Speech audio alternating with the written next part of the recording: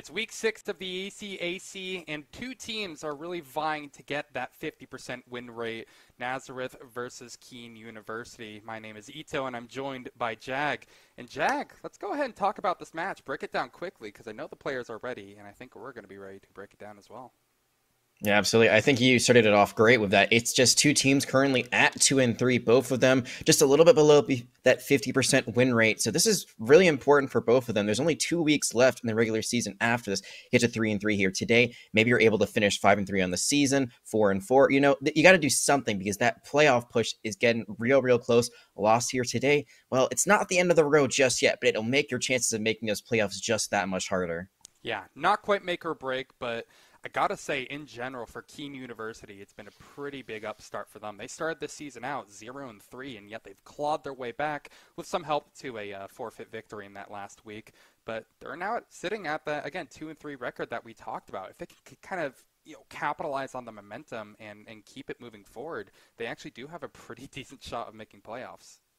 Yeah, they do, but they've got to deal with one player in particular on the side of Nazareth that you and I have been talking about before we went live, and that is Rachna, who looks incredible. The highest rated player by competitive rank in the lobby, immortal, everyone else sitting around diamond and below.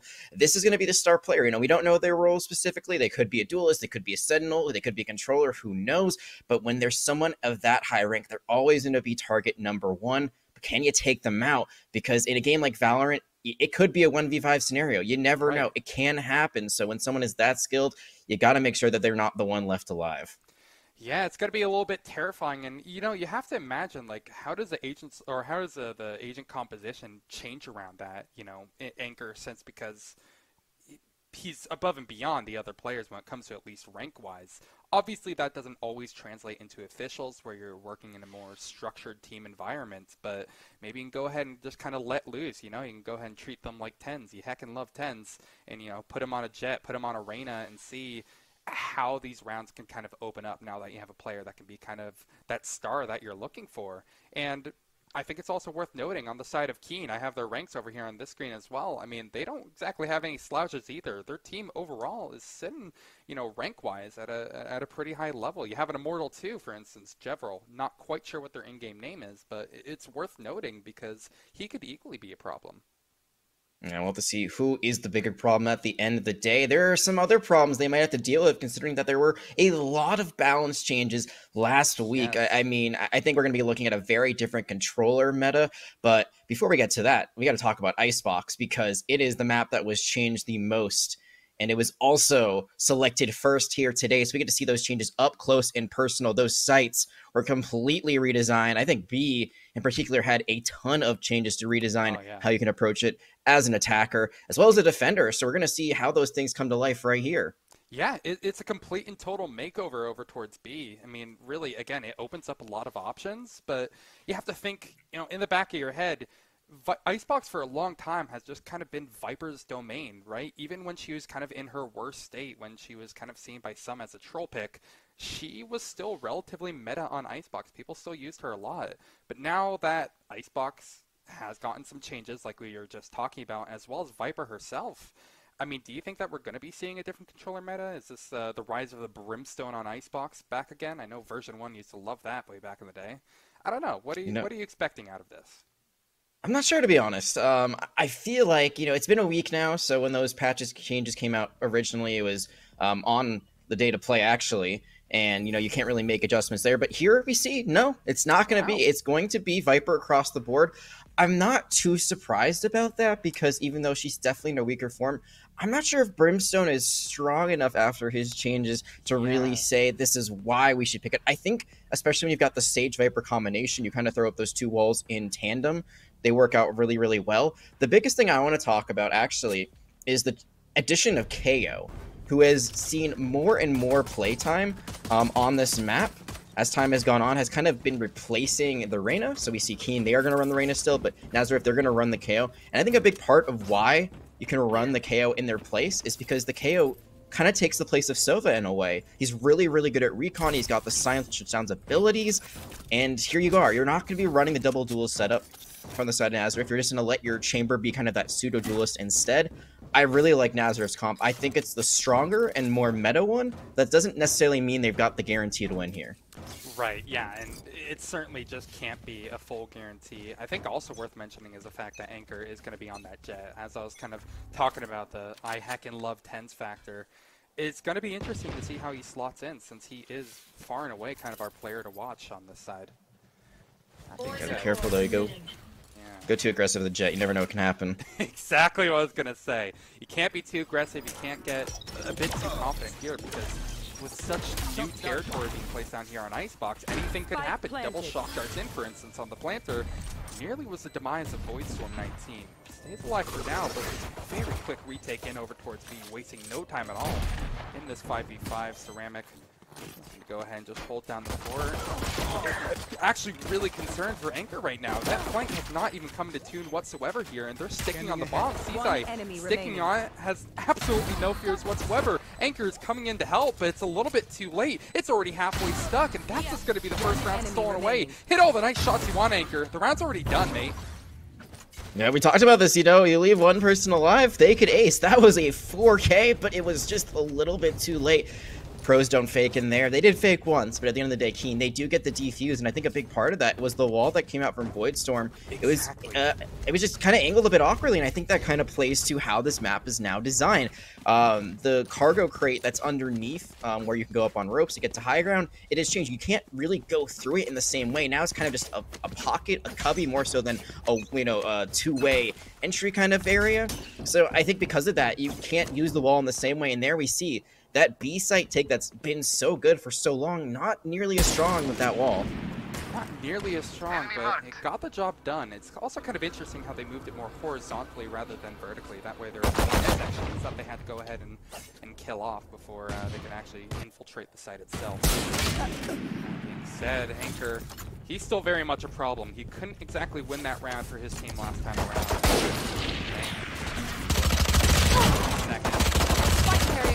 Looking for a bit more. Trades are so strong right now. I mean, this is ridiculous speed. They're cleaning up, as expected, mind you, from an anti-eco like this. But boy, it's a brutal way to get started.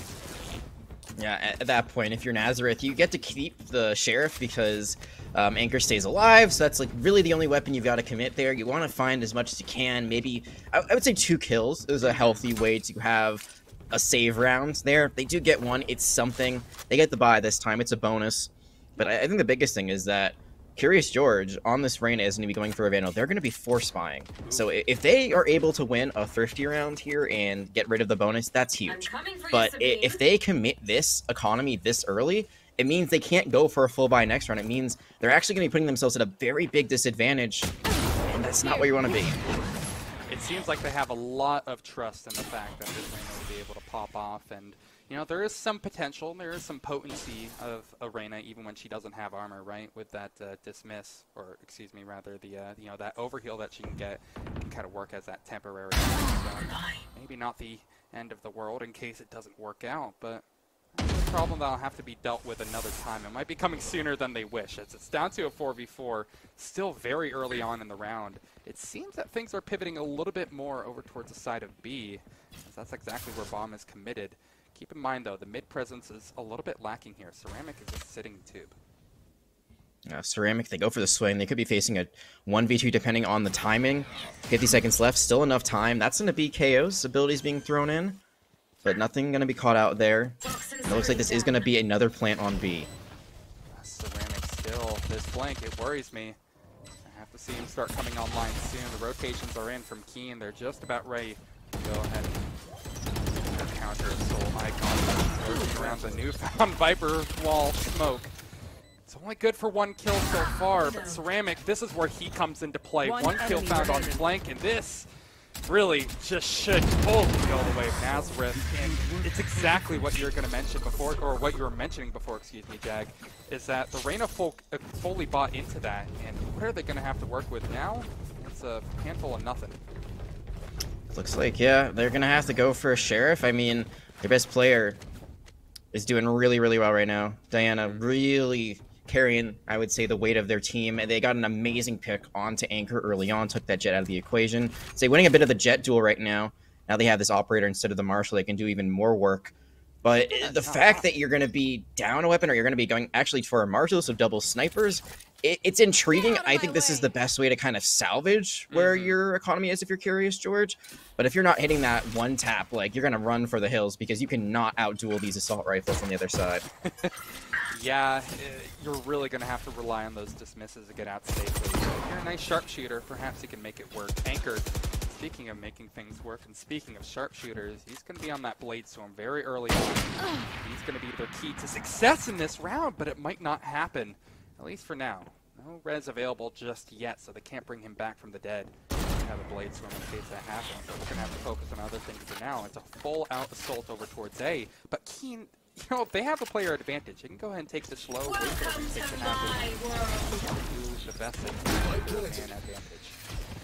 Yeah, we'll have to play into this Viper's Pit. There's no Sova to throw in shock darts, and Curious George is making this Marshall work. They actually got an assist on that first kill. It was the operator that got it done, but now they have had a part in both eliminations. Part so far, and well, things might not continue in the same way. Stitchy sitting inside this Viper smoke, this Viper's Pit that's activated. Nazareth start turning things around slowly but surely. That's starting to take on the side. Curious George now upgraded to a Vandal. Won't have any luck with it. 2 rounds apiece. Nazareth, they go ahead and strike back, and gotta say, really dismiss any of the worries that I had about Kean after that initial 5v3 start they had. Yeah, it was, you know, it's interesting because you have the numbers advantage, you got a 3v5, and yet still you're able to come out on top of that. It really comes down to your team composition. Usually if you have a Sova, you play them very far back, you let them line up the shock darts to try to dismiss any attempt at a defuse. But that time, because they have the KO, they play them way more up close and personal. They play really smart angles in the Viper's Pit, so they have every, basically, edge they could covered, and because of that, they were able to win in because everyone just walked in one by one on the side of Kean. There was really no organization, and now they're going to have to save here. It can be really rough to play against a Viper's Pit like that, you know. Certainly, from what you mentioned, can't go in on one, like that. Have to go ahead and use the numbers to your advantage as much as you can. And again, also as you mentioned, it's full eco here. I'm not necessarily concerned. It seems that Nazareth are playing this just exactly how you should. A Viper wall up over towards A, and I think at this point, that's going to be the most potentially worrying thing for Kean. Spike down A. Not only do they have that blade storm play, but a double flank through A main coming very soon as well. I'm not sure if they're expecting it. If they're not, it could be terrible timing. Walls up, you get an elim, and oh, they get, that is going to be the biggest thing. They get the blade storm offline. Blade storm offline. Anchor now has 2 more newfound issues to deal with, though. Operator until he'll find the first, second one. He has a general idea of where they can be located. Hitting the shot's a different matter. One enemy remaining. Just about shot to the side of Kean. They're going to have to go ahead, go next. They'll be totally fine. Nazareth taking an early lead here in Icebox. Yeah, and I mean, that time it's just simply they got the better weaponry. They can do a lot more with it. If you're Kean, honestly, you're pretty happy with that. You do get one gun, I believe, out of their hands at least. So that's something. I mean, it's a lot better than, like, say, round 1 or round 2 when it's just Spectres. In fact, you're able to get out a Vandal, able to get out a Phantom. I mean, that's a much more expensive buy. So that is the good news. Bad news is all you've got to really work with right now is that Empress. And that really just makes the abilities you have as the Reyna better. A little bit faster fire, you get to see enemies like they would in a Viper's Pit, they're outlined, but it's not an ultimate that's really going to do anything beyond just make you better than you already were. So this Reyna, they might have to be the key to this victory right here. Nazareth, they're not going to use that tour de force just yet, which means there's only going to be one sniper that Kean's going to have to deal with, but Anchor's making this work on attack, which is pretty scary to think about because this is not the best map to peek in with an operator. I would say a bit better after the changes, but still not great. Still not great for sure, but another thing I want to highlight is the fact that they're also incredibly close to a number of ultimates as well. That Hunter's Fury, that Resurrected, both coming online very soon. They're just a single ult points away. So they start playing around those orbs, suddenly, you know, kind of as we touched on, it becomes a little bit more. I'll have to go ahead and wait that third. Seems like they're not having the best luck this side of Nazareth as they enter in incredibly aggressive from Anchor, and have been pointing out how he's the one to watch. Certainly not the start we're looking for. It might not be the best ending either, although Gonzo might have something to say about it. He sets up another teleport to go ahead and try to make his way towards a heaven. that could actually be 30 really huge seconds in this left. post plane if it's not taken care of. Spike There's a little planted. bit of info here, but we enter this post plane here, it's a matter of time before we can actually begin to assault. Two players away. Why are they pushing in so quickly? Thunder, he gets his one. He takes down the KO. That's info generated, but still that KO is online. That EMP still coming through to go ahead and deny them of using any of their abilities. It's so early from Kean. At this point, Nazareth, all they have to do is just delay time as much as possible. They have the snake fight able to do that. They throw a couple of bullets behind it, and they're almost certainly just. Oh my God! No way. Okay. Chalk up everything I said. Snakebite. You know what? With those new changes that we're talking about to controllers, you need to throw in a couple of bullets behind it in order to secure a kill. They didn't do that, and they stuck the defuse. Kean, against all odds, snatch away that round. I have no words. It was just a sage wall and a jet cloud smoke. That's all it took. They just didn't have. When they had the lineup, they just didn't have the vision, and sometimes just kind of blind fire, hope for the best. We were absolutely right. You need to throw in a few bullets behind those snake bites. Not nearly as effective as they once were, and it's really just the decrease of time. I mean, they just last so much less. 1 second. It's a big difference maker in a game like this. Because of that, you can just sustain through the defuse, through that damage that's coming your way. From there, they're able to really steal a round away, is the way I would say it. It certainly feels like it. They are Down A. a little bit angry. You can see Diana. Oh my lord, they just want to make this one clean. On for the ace here. Run out of bullets too quickly though. Gonna go ahead, get another one fully replenished. Area storage will snatch away any ace potential, but between the two duelists, Kean will be eating good 4-3 now. As once again, they snatch away the lead here, and again, I just kind of want to touch on what you're saying. I mean, really, that's one thing we maybe glossed over a little bit when we're talking about the controller changes. It still kind of shows why Viper is incredibly important. Sure, you like the damage that is done with those snake bites isn't enough to be lethal, but it still can be more than enough to pressure off somebody knowing that you're a single bullet away from death. And regardless, they could have been in a very strong position. Could have been, should have been, really, but now they find themselves at a deficit after going up 3 rounds. Only had a lead for a little bit. The good news for Nazareth, they still can buy here, but this will be their last buy if they can't get it done. And you talked about it before, Kean, so close to so many ultimates just 2 rounds ago. Well, almost all of them are online, all of them except for the Blade Storm. So if one falls early, the Resurrection could be what we see. I mean, I'm not sure if the Hunter's Fury will be coming on anytime soon. I feel like it would really just be good at deterrent to stop a plant. But why do that when you've been as efficient as you have as Kean at just running in and just absolutely pulverizing everyone? I mean, that's what they've done twice now. Done a couple of times, and it looks like things won't change all too much. Diana gets the first, tries to go for the aerial for the second, not having much luck.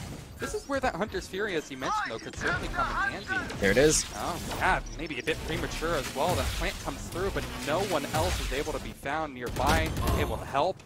The only one is Thunder, who at least keeps his Silva alive. Planted. But this has still been, for the most part, Kean have been pretty disorganized, disjointed on their retakes. They've made it work so far. They really need to go in and work on it as soon as possible, or else Nazareth will just completely eat them alive. It comes down to a 2v2. Voidstorm bleeding internally, tries to stay alive with all the steel behind him, and Ceramic gets it done with the gun. Once again, it's not the Snakebite. The Snakebite and the Slow try to deny him off a spike, but I'm pretty sure he just has enough time to get that defuse off regardless.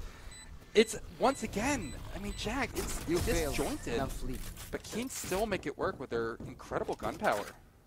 Yeah, it looked really dangerous there when you saw Curious George peek with the Leer, but not using natural cover there, just immediately got blown up. But still, they find a way, they push everyone off the point. And, I mean, that's the thing, is that it's not nearly as beneficial to play that far back unless you have the Silva. The Snakebites, sure, are fine, but when you got a KO, like we talked about it before, I actually was praising them about this. They played on the site, which I think is the better thing to do when you have a flashbang versus a shock dart. But there, the KO is not on the board, so they try to play it a little bit farther back, and just got cut out. I mean, unfortunately, as a Sage, you can't heal nearly as much as you used to, but we'll see if this Tour de Force and this Blade Storm are able to change things around, as also a Viper Spit. Oh, incredibly deep push from Anchor. It's something that I've kind of criticized him a little bit before in previous rounds, and Oh no, changing of the season. Still very much back to his aggressive ways. This time though, I think it's a lot more admirable.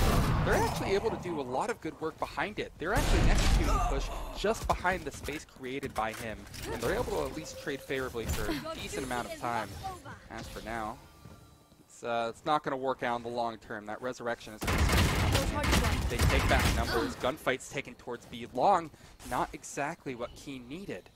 And they once again drop to 3v3. No resurrect available for either side at this point, which means Nazareth, because they're able to split the defense, fracture it a little bit, no pun intended on either, Toxin screen down. they have a bit of an innate advantage, right? They can go ahead and toss this wherever they wish, and Kean's going to have to gamble on it.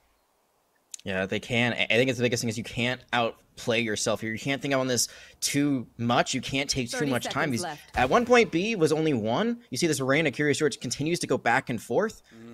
And actually, this might be just the right time for them to go for that plant. 0 point. That's going to give away exactly where they are. They know there's only 1 there. Know exactly where that one person remains. They have the wall up again. This is going to make it an incredibly safe planting position for them. Void Storm gets that res online thanks to the help of the 3 kills that he's gotten behind it. And now you're going to be talking about a bolstered close point here. It would probably be in the best interest of Kean to go ahead and save it. Not exactly sure how their guns are looking, how their economy is looking, excuse me. One enemy remaining. So Last unfavorable for them. They're sort of making it work, mind you. Curious George, he's going ahead and giving it the old college try. He's going to make it an ace, but does he have the time behind the snake bite? He can go ahead and stick on it. And by God, again! Kean just cannot keep getting away with it. They're disjointed, they're scrappy as all hell, but it's once again stolen away off of Curious George's ace. Yeah, that is. I guess, like, when you think about that, there was a res, so I always think about this, like, if there's 6 people alive, is an ace as impressive? It's still 5 kills, but you get 1 extra chance to do it. But regardless, I mean, that is kind of the play we hadn't seen yet from this reign. I feel like Curious George has kind of been on the lower end so far of what Kean's been doing, but sometimes it just comes down to that one person, as we talked about before, that's not the name you're expecting. I think if you're seeing a duelist, you're thinking, based on how Diana's been doing so far, it would probably beat them, but they made it happen. It was a 2v3, and somehow, some way, they find the round when they're guaranteed at least a tie going into halftime if they lose the rest of these rounds, and they're looking good, and they're getting the first elim. Yeah, smart little push from Thunder right there. It's something they hadn't exactly really flirted with previously, so bringing it out of nowhere late on in this half. Great call.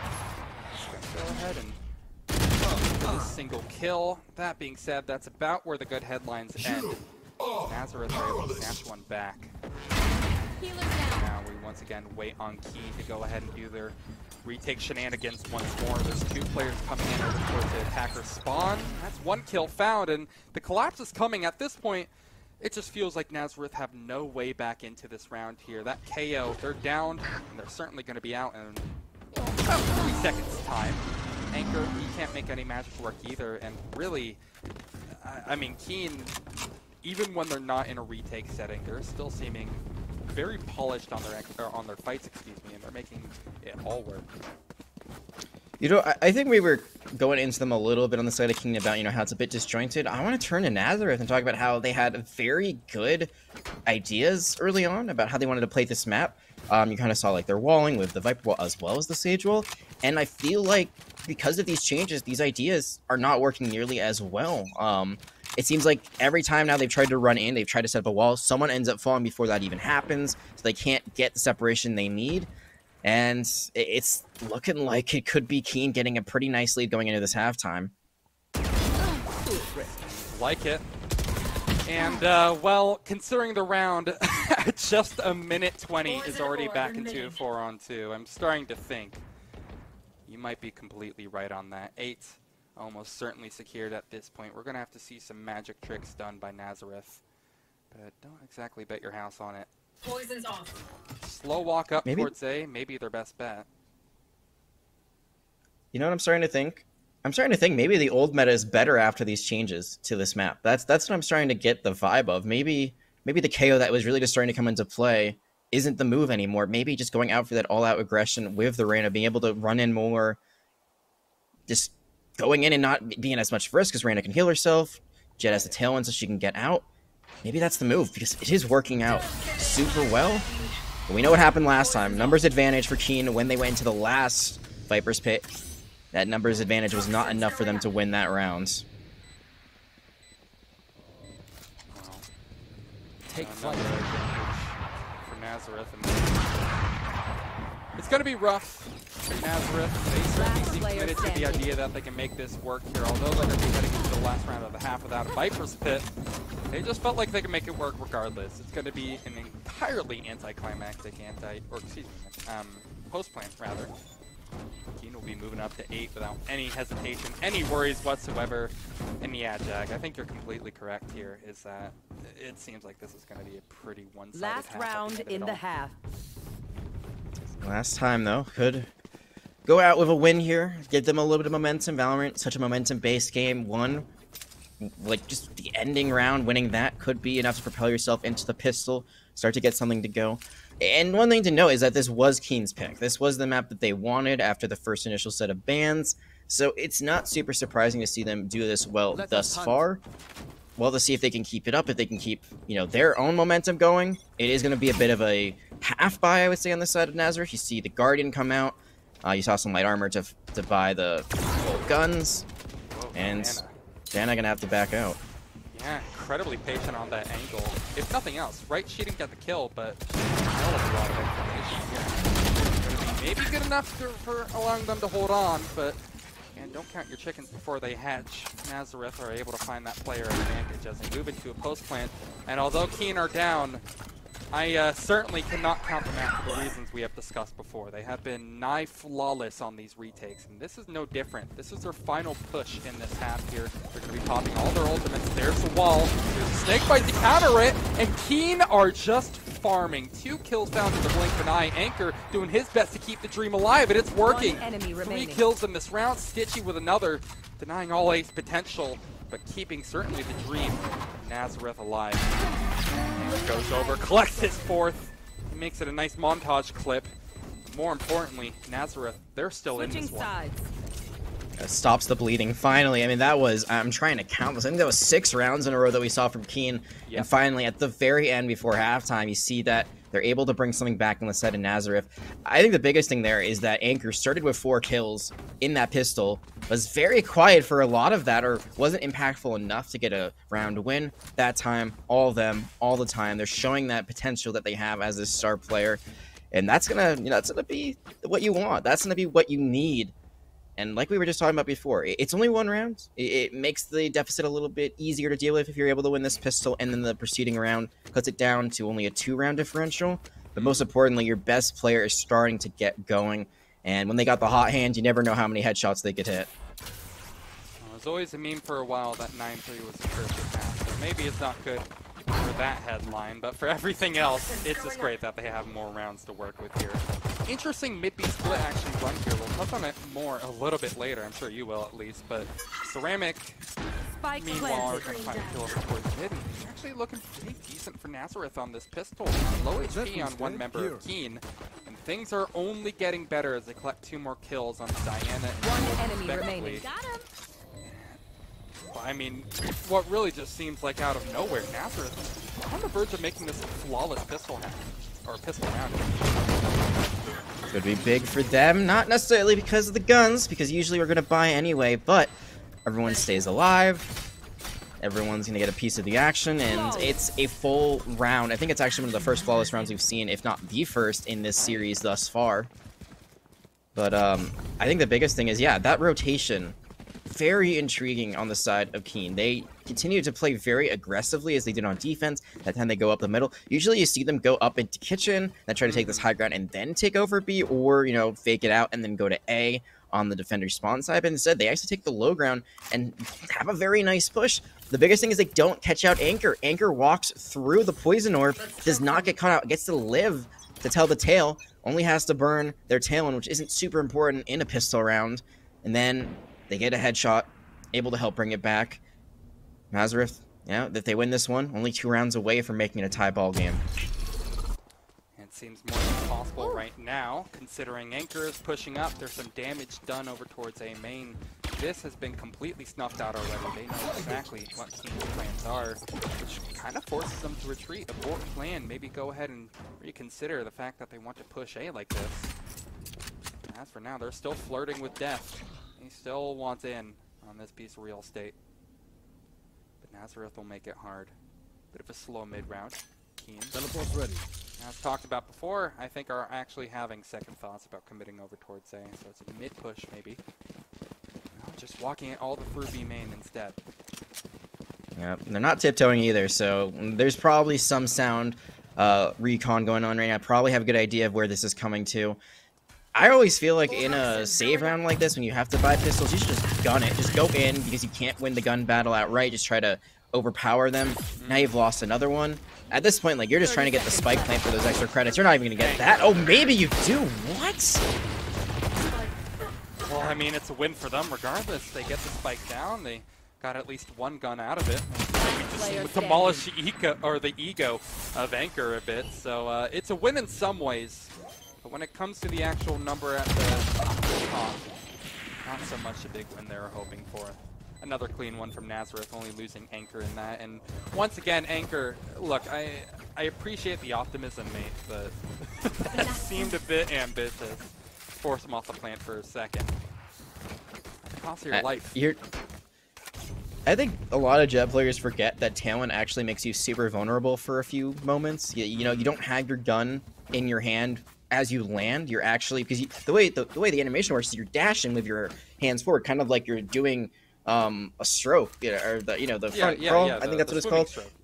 Yeah, the swimming stroke. Yeah, not an actual stroke. That'd be very bad. But you land and you just have to wait and hope that no one sees you doing that. And even against a classic, you're going to be caught off guard. You're not going to win that duel. You are going to win the rounds, but it's going to be the bonus now for Kean. You should be able to get a round win here, and then we're going to go back to the drawing board. It's really going to be the next round that's going to be the most important, unless Nazareth win this one out. And they've got an Ares to work with. You never know what can happen with a machine gun like that. It's crazy the kills you can get. Just like spray and pray, it can work out. I think especially over towards B long like this, when you have a smoke to sort of threaten, make your presence known. It's like a mile away. So the drone in over towards B. This is where that Ares would certainly come in handy, but it's not even going to get more than a couple of bullets off before the ricochets. Silence. Planted. Dive right behind it. Tailwind, and of course Anchor in behind it. It's what we've expected from Anchor at this point. Once again, he flies a bit too close to the sun and he loses his life as a result. But Nazareth are still hanging on here. This is going to be one of the big tests for them to go ahead and get back into this game. And they're passing, maybe not with flying colors, but they're passing. It comes down to Seasai in a 1v2. Void Storm will punish, and that'll be the defuse. Nazareth nearly even things up here. Yeah, that's a huge round for them, because now they're going to get another aura towards the Resurrection. It's only going to be 2 away. They get a round they probably shouldn't have won on paper. They're only 1 round away from getting a tie. Kean, they had the weaponry. They had the positioning, and they didn't really clear out point. That was the biggest thing. I mean, you also lose Anchor pretty early. You think that should be something that's going to go in your favor, and yet here it is. They're still able to win the round even without their top player.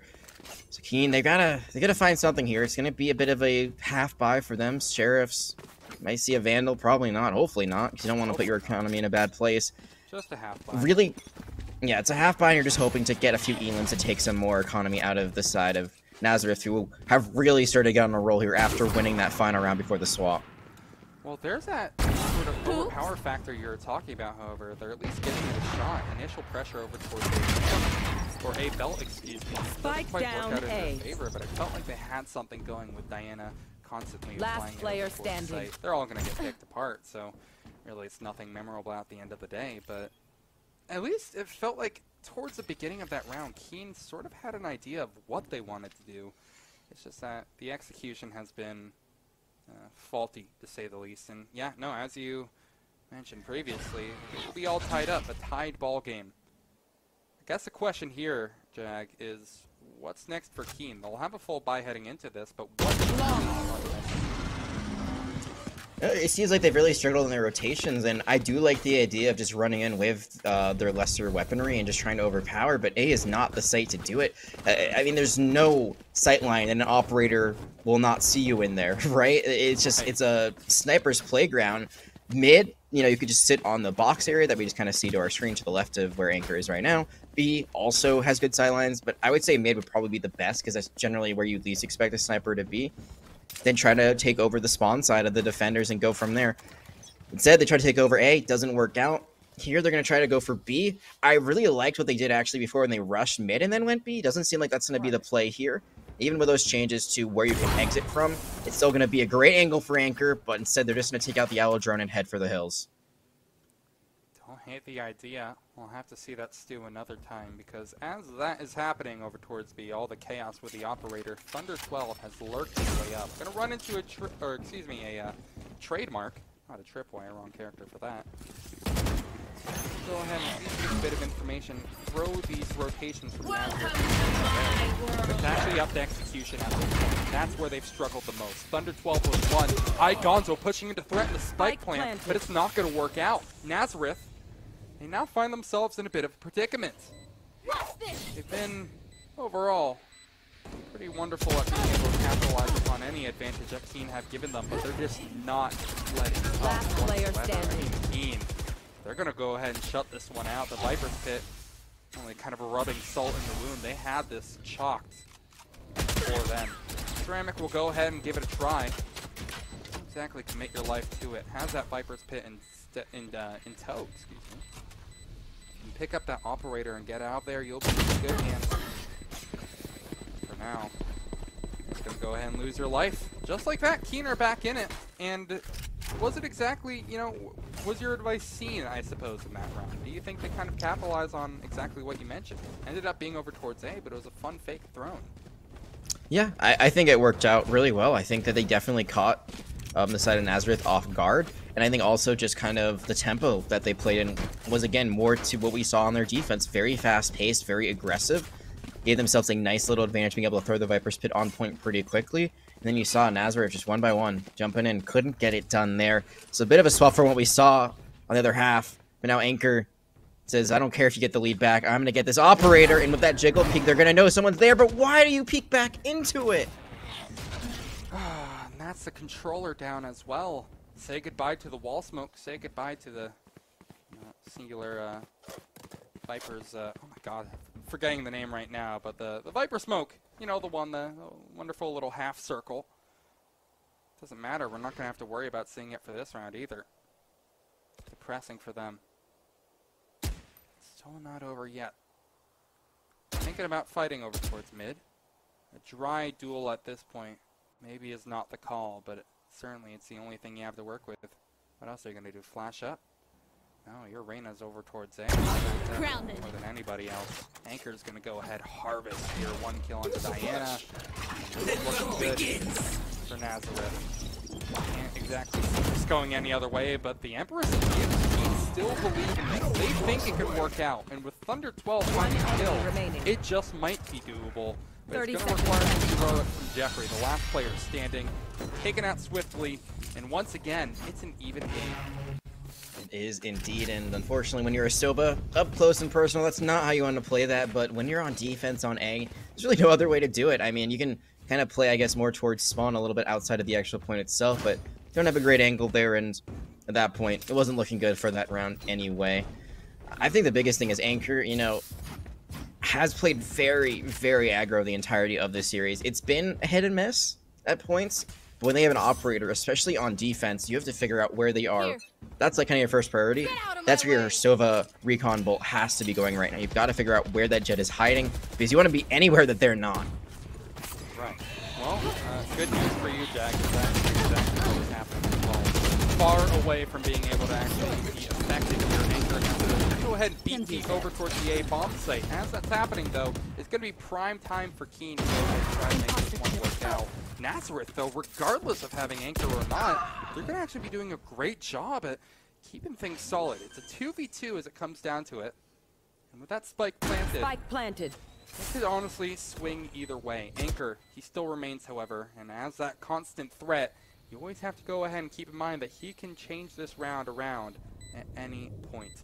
It's worth noting that flank that they have in play. My eyes are going to be on Anchor though. Half the spike, Hunter's Fury comes out. This is where Ceramic comes into play. Perfect on the flank here. Although the Hunter's Fury has gone down, so has Ceramic behind it. It is a complete and utter mess. But surprisingly, Kean come out on top. I really, once again, don't have words to describe how that honestly could have gone either way. It's just a matter of missing the shot. That was so, like, crazy. How does he win that? Both of them have less than 10 health when all is said and done. I think it comes down to Jeffrey faking the Hunter's Fury, pulls it out, but immediately cancels it. I'm not even sure that first shot went off. That means that, you know, Ceramic's coming around the back, thinking that both of them are going to be looking that way instead. Perfect timing. And then for Anchor, they've got to pull out the Classic because the operator not so great at close range. They try to go for the alt fire, they miss, they pull out their knife. I thought there might be a knife kill that's coming out instead. Both members of Kean live to tell the tale. Yeah, it is absolutely awkward. Feels a bit brutal for Nazareth to lose it like that. They had that round in the palm of their hand. The thing is, even though that Hunter's Fury was faked, I mean, that was still such a terrible duel for Ceramic as well. Again, the shots weren't quite hitting. Speaking of shots hitting, Stitchy do that job perfectly. A couple hit resurrection use on either side to try to keep this even. Spike down A. And well, it will be the case for a couple of seconds before Anchor brings it right back to Nazareth. 3v4, 2v4, excuse me, as Nazareth are looking to run away with this one. One enemy remaining. Once more of a retake. But since they're all winning their individual fights, hitting their individual shots, it doesn't exactly seem to be a cause for concern. Hell, Ceramic is even going to hit one while going vertically. And now the possibility of extra rounds seems to get closer and closer. These teams, at best, we've seen a 4-round lead. It has been completely washed away. Kean are tied up with Nazareth. And only 2 more from each team would mean we get to that extra round potential. You know, when you see 2 teams that are 2 and 3, you're not exactly sure what to expect because, yes, they have the same record, but there's always strength of schedule. There's always momentum. We talked about before, I believe, Kean, you know, they're on a 2-game win streak. But one of them was a forfeit, so you didn't actually play one of those weeks. But regardless, you still are, you know, coming back from an 0-3 start. And here we are. It seems like for all intents and purposes, these teams very, very equal in almost all regards, and that's amazing for us because we get to have one hell of a game.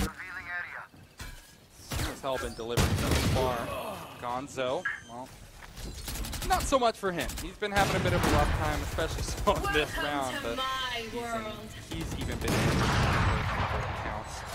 Bit of an awkward post plant that we're shoved into right off of the bat for this round, but it favors Kean. If they can hold on behind this Viper's Pit, they'll be almost clear to demolish the economy of Nazareth. But Anchor has something entering in behind this operator. Diana now has a task on her shoulders, and she won't be able to deliver. It's Anchor once again the start of the show. As it comes down to Seaside, he's struggling just to find a weapon that works. It's going to be the pistol that finishes the job for Anchor in an 11th round for Nazareth behind it all. And you got to think about how this round plays out. Kean, they do not win this, but this was a save round. The Viper's Pit, the only real commitment they put into it, and they can't win it out. And I think the big thing is they're like, again, stop peeking into Anchor. We've seen it a few times now where they know where that operators, they think they can win the duel if they peek quick enough. You can't fool Anchor. That's been pretty clear. They know exactly when to go for that shot. They are not hesitating whatsoever. So when you lose Diana, who has the only Phantom they picked up from all of that, that's really all of your firepower off the table. You do get 3 eliminations, which helps get rid of some economy. Besides Stitchy, everyone else can continue to buy. And Nazareth, they are on potentially penultimate round point.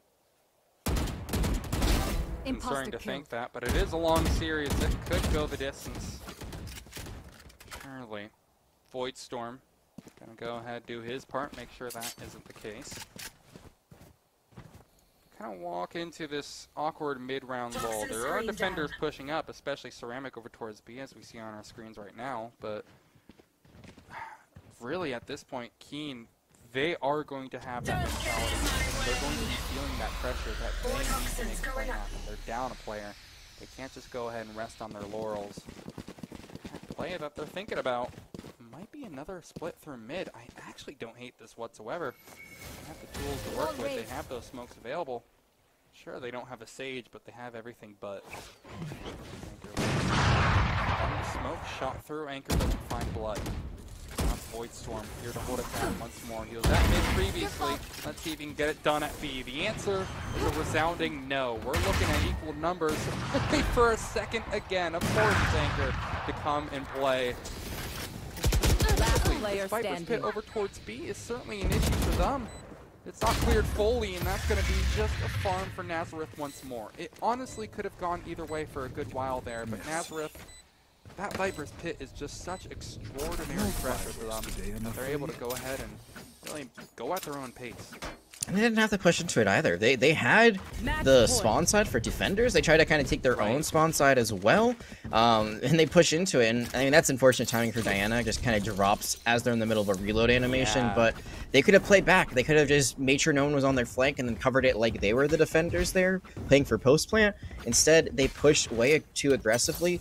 And that was a full buy. That's their last full buy potentially of this map. You do see they have a pretty good buy overall, but it's a force. They are spending everything they potentially could here. And again, it's the Empress. We talked about this very much at the beginning of the map. That's the only thing they had to work with. Then they couldn't get it done with that. Here, it might be Curious George who has to, again, do some amazing things. They did get an ace earlier. Can they do something like that once more to keep their team alive? That was actually a really clutch knife coming out from Nazareth. I'm not sure if you saw, but it was right before the drone was going to spot Gonzo, I believe, pushed up. That allows them to keep that advanced position. I think regardless, though, Nazareth are just going to, excuse me, Kean are going to come down and run, but small team plays like that are making a difference. Nazareth, they are going to just show Kean how it's done here. They find a pick, they enter a retake. And Kean, look, they were good when it comes to retaking, but on the other side of things, they learned that it's not quite easy to hold on to a spike like that. They are having a very tough time just staying alive. Possibly the final 4v4 of this game. Diana might actually go ahead and think otherwise. It's a cleanup in seconds. How in the hell? I cast or curse that within, I mean, in record time, honestly. Jack, how? How did they do that in just 3 seconds? Well, my good friend Sebtoons likes to call that the Valorant factor. When it comes down to clutch moments, when you have to play your best, that is when you finally remember how to play the game. And there they played the game very, very well. Just a very nice approach on A. They lost their spike plant originally. Lost a member, but still just able to stabilize, play a bit more defensively there, and able to get some really nice shots behind a Viper wall.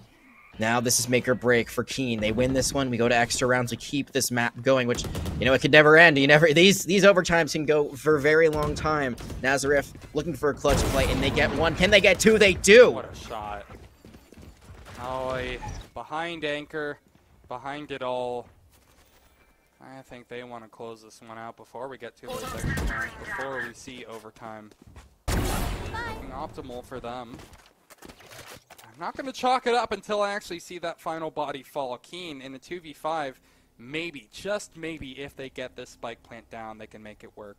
I'm not going to go ahead and, you know, count my chickens before they hatch, to use that phrase again, but anything could happen. Especially if Gonzo gets caught out of a position like this. There's the first. Thunder will try to hide, heal himself up, but that will be his demise, his undoing at the end of it all. It's Seaside versus the world. It's just a matter of time before he learns the harsh reality of the world. Digi remains on site. Again, slow it down, play it at your own pace. 30 seconds left. Inevitability. Anchor goes in for the killing blow, just like that. Nazareth clean it up. No, Anchor cleans it up through it all. And man, that is the star performance not only we were hoping for, but sort of expecting out of Anchor as well. Yeah, I mean, I think their KD speaks for itself, but there were definitely some times where they went a little bit too close to the sun, played a little bit too much of Icarus there, where they just kind of went in and they didn't have any landing point, any plan they could execute. But plays like that, you just saw, they were playing with their food there, let's be honest. I mean, they were going up with, just keep jumping up, just kept like being like, hey, everyone, like, come here, like, you know, this is where the last person is, and they get it done themselves with that alternate fire. The updraft, you know, I feel like it's just icing on the cake, and then you get the alternate fire with the classic, and you get the headshot. So overall, definitely was the one who was leading that team when it came to the leaderboard. But I think we got to talk about just in general. This was a very, very close game. It didn't go all to extra rounds, but it went as far as it could in regulation, 13-11. This is what you really want from two teams that are right now fighting for their playoff lives. Yeah, no, 100%. Like, this is the kind of 2 and 3 game that we're hoping for here. You know, there might be occasionally the sort of blowout where you have one team that maybe just got a really hard strength of schedule to start the season, and then maybe another team that really got like some of the bottom feeder teams right there. And you could see it being one-sided, but no, both of these teams have certainly had a pretty tough season up until this point. We've kind of talked about the rejuvenants. I believe for the side of Nazareth, they've been trading win-loss, win-loss, win-loss up until this point as well. So it's been difficult, but that's kind of the point of a collegiate season like this, is that you're going to be seeing them learn in real time. And that's what makes this game so interesting to me, is that you're starting to see, I think in particular, the team that's been interesting to me is that Nazareth. You know, how they built their team behind this player who, again, we've been talking about him, we've been gassing him up, and he's delivered on that promise so far. You can kind of build the team around him. And I feel like he did a really good job of that in particular, right? Even though I was kind of clowning on him a little bit for those pushes where he would jump and try to deny the spike planter and end up kind of falling on his face flat. That builds space, and that is sort of the things that are going to happen sometimes if you're a star player on your team. Yeah, I mean, I think it goes back to the term I used before. It's feast or famine. Sometimes it works out beautifully. Exactly. Other times, you're leaving your team without, your top player. So we'll have to see how this continues to play out. I think definitely, like, that's going to be the top player. I want to continue to see more of that duel with Diana. I feel like Diana, wasn't the name we were saying as much, but they were definitely the star power on the other side. Looked very incredible over the course of the series. Jeffrey really played well for the side of Kean early on. I feel like they were the standout. And then got a little bit quieter throughout the rest of the series. Came the duelist, Curious George as well, was stepping up a little bit behind Diana, but was doing a lot of work as well. Got that ace on the res round, so was able to help put away 5 out of the 6. That double duelist setup, will it be something that we continue to see? That next map is going to be Bind. So I'd be expecting to see a Raze here, because Raze loves to play on the high ground that's available on this next map. I would certainly hope to see a Raze. I think it would be such a perfect fit for how we've seen Nazareth played so far. I mean, you can imagine an anchor on that as well. But I think you're totally right in the point that maybe we've been kind of glossing over Diana a little bit. She was like one of the big reasons that map was even close in the first place. Had some really massive individual rounds. She kind of felt like how you would expect a player like Anchor to be integrated as well. She had a lot of really important individual plays that I think kind of kept Kean in this. And I guess it kind of comes back to the point of, what does Kean, need to do to go ahead and get themselves back in this? They have a much more even team when it comes to rankings, which sometimes is all that you have to work off of statistically. But is it exactly the team play where you feel like they struggled, or was it kind of the fact that maybe, I don't know, they didn't have the individual pop-off that they needed? Well, I think it's a little bit of tempo and also not having the individual pop-off, because, Diana, great player. Curious George also had some great plays, but it's not to the same degree as like where Anchor can just go in and do a lot of work themselves. I didn't feel like we saw that, especially when Anchor got the operator, just did incredible work. And just one tidbit, I'm really sad we never got to see an operator versus operator battle. I don't feel like we ever got that whatsoever, which is really surprising, especially on Icebox. But I think knowing that your star power maybe isn't as great, I think you got to go back to the aggro, just all in. I mean, if Anchor's running in, just throw 5 people at him. You can't get everyone. I mean, hopefully not. It's not like a 5-person collateral. I haven't seen that yet. Could happen. But I think when they set the pace and they played, especially on defense, when they were just kind of running in and denying any sort of post plant for the attacking side, they looked incredible. But then as they got closer, as the series kept going on, as Nazareth was able to pull themselves out from the pit of despair, that's when you saw them. Like, they weren't choosing the tempo anymore. They were just kind of playing to the other side's tempo, and that's when they didn't look as strong. Yeah, and especially that retake factor from Kean as well. They had, it feels like, a number of rounds where it was kind of snatched away from Nazareth's hands. Like, I think it's worth having discussion. Like, do you think if Nazareth were to clean up a bit more of their post plans when they were favored in a number of those situations, could we have seen like a bit more of a blowout score, like a 13-6, something along those lines? Like, it felt like a couple of rounds from Kean were, I don't want to say lucky, I want to try to avoid using that word, but certainly felt like entirely unexpected. I'm not going to say it'd be a 13-6. I say maybe it's like a 13-9, 13-8.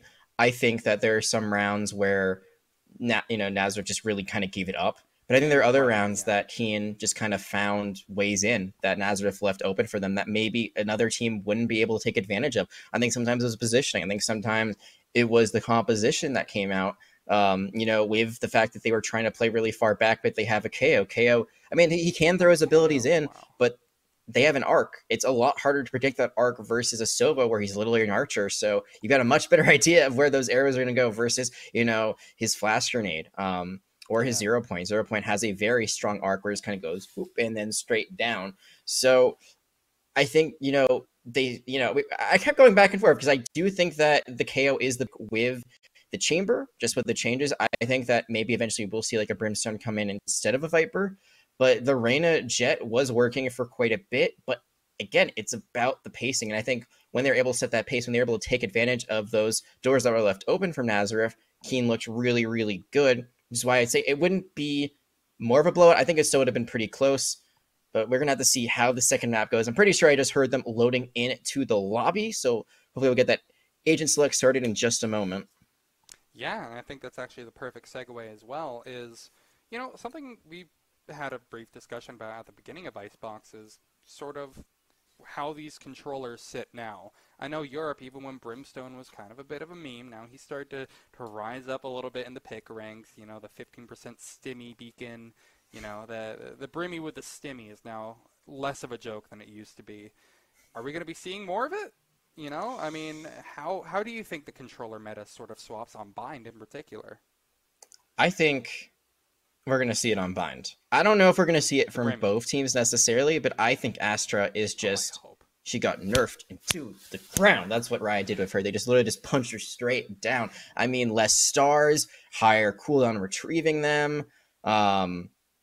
I just think that's like a big thing. Her whole thing is that she was supposed to be a global controller and she did it better than Omen. Now the timing is going to be a lot harder for her. And Brimstone, I wouldn't say is as global, but one thing you got to remember about Bind in particular, there's no mid. You only have to play two sides of the map. There's no third area you got to worry about. Teleporters, they give up sound. There was a change a long time ago where abilities that went through it don't teleport like a player would, so you don't have to worry about the bait happening there. Yeah, the noise. I'm really interested actually to see if Yoru? That's what I actually wanted to go into next, is that Yoru is pretty strong, but I don't know if he's strong enough. One question I actually have is based off of that. So if Yoru's duplicate goes through, would that make a sound? That's the one thing I'm very intrigued about. My guess is probably no, based on what we've seen. The whole idea is that he's a fake and he's supposed to catch people off guard. So I'm really intrigued to see that if it did happen. Needs to be done on that. I'm surprised I haven't seen more and more viral posts about it.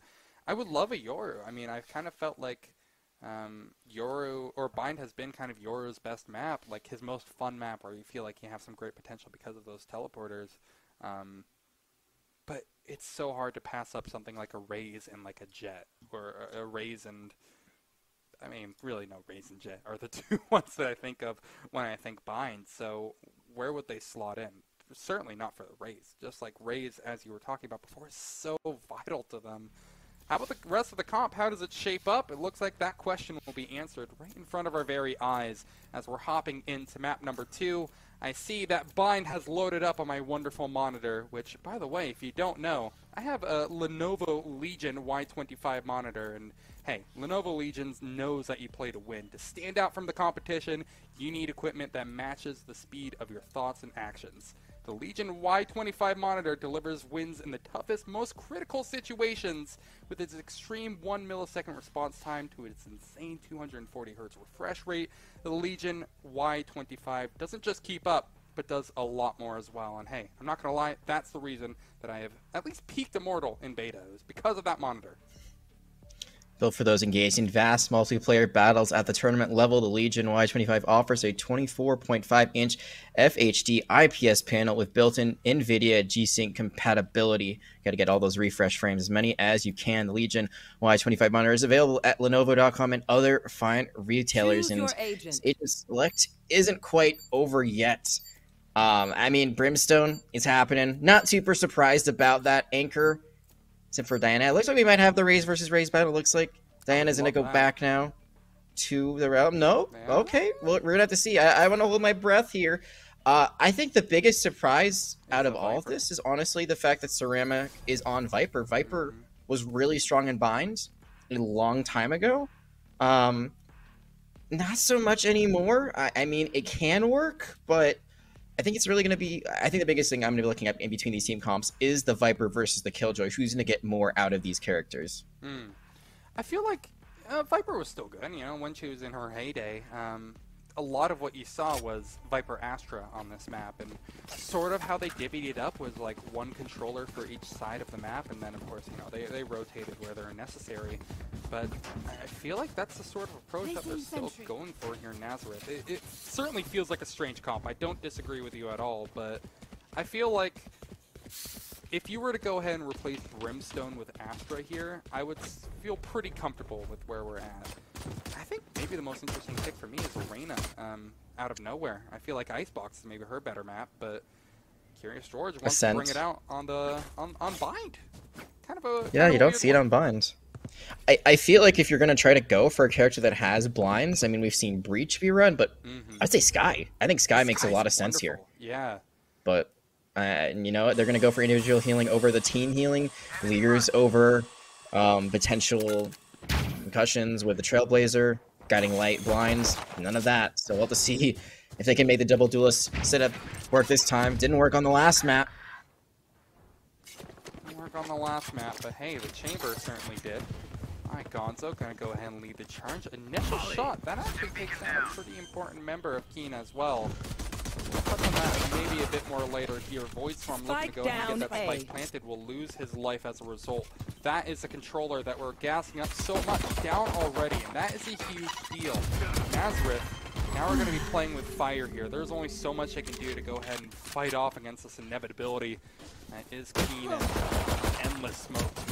One enemy remaining. We'll try. They'll go ahead and take some nice gunfights, but Kean will win them all out, and at least in part because they were just taking straight up dry gunfights. No flashes behind it, and really no smokes to speak of that were exactly oppressive. And I think a big part of that is Voidstorm just goes right into the molly, and you know, I think that's something that a lot of people forget about Brimstone's kit, because a lot of the time you just kind of throw it in and hope for the best. That time, perfectly placed, perfectly timed, disrupts any attempt at a plant, just melts them down, and then they're too far forward because what's there? Well, it's a Viper Wall, and can't back out of it. It's actually their own Viper Wall, and yet still they weren't able to move back on, so they're gonna have to go for a save. It ended up being the problem. Oh Lord, what a shot from Diana. That is what I was talking about. That is those individual plays I was mentioning before. I understand it's an anti-eco, but Diana knows how to make it look stylish as all hell. Another kill found with Marshall behind it too. And this should be an expected easy cleanup onto Nazareth's side, excuse me. Maybe it's a good idea to start talking about what we're going to be expecting for this first initial gun round, however. Spike here. Spike down A. Launching smoke. They find one kill, they can. Okay. Well, I think for this gun round, I think I gotta tell Anger, hey, you know, you can't go in with the blast pack like you did in this one. And I think it was fine to go in on this anti-eco because, again, like you're not expecting to get a lot here. If you get 1 or 2 kills like you have, that's kind of a win. Ceramic only has 4 health and probably gonna be just trying to find anything else here if they can. Have not moved from that corner. I think you don't want to hit A. You've tried hitting A twice now. It hasn't worked out. And yeah, that's gonna be an ace. So we've seen 2 aces now on the side of Kean. But you gotta remember, like, it's impressive. It's an awesome highlight. That ace is not gonna be nearly as impactful as one we could see later on, because that was a round they were guaranteed to win almost no matter what. Right, but there also is a discussion to be had on how close that gets Diana to the showstopper, right? 6 out of 8 points is something to scoff at. For this first gun round, you're an ult point away, and you know, also an ultimate orb away from being able to go ahead and actually get that online very early on. If you get that online, like you get an orb, you get an elimination, you get 2 somehow, that could change this around. This could take away the bonus. So I'm really glad you mentioned that. I wasn't even thinking about that. So I've been taking away everything I just said. You know, like real-wise, it's really cool, but game-wise, getting able to win 3 rounds in a row, I mean, make Nazareth have no economy, especially in a series that you're losing, that could be so beneficial. Could certainly be crushing. Don't chalk anything up just yet, because it seems like Diana hasn't gotten all too creative with grabbing the ultimate orb. It's really more so the fact that Nazareth haven't done much of anything. One thing I think also we maybe sort of neglected to mention is that Basic is in now. I don't believe we saw him in Icebox at all, right? This was a player swap. I just want to make sure I'm not going crazy here, but that name does not ring Deploying drone. I believe it is. We're going to try to get a confirmation from production about who they swapped out for, if possible. In the meantime, Curious George opens things up in this bonus round, not starting off very well for Nazareth as they continue to try to find their way into B. Ceramic is on this flank, which could pay off really well, but do they check Jeffrey?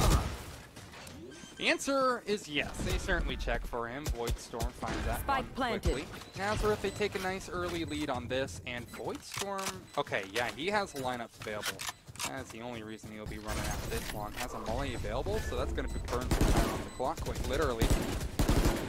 Or the Stim Beacon in as well to go ahead and begin this retake. Couple of bullets in. Right now it's all quiet on the western front. They're all just around site, but haven't actually been able to confirm the kill just yet. Seasai comes in around the corner, tries to defuse that spike. That's where Anchor comes in. Finds his first. Behind that as well. Going to be able to find his trade. Nazareth is staying strong. And thank God they've avoided the worry of being, you know, demolished on a bonus round. But it's still a decent amount of damage. I mean, 2 kills. Again, it's nothing to scoff at when you're working with maybe subpar equipment.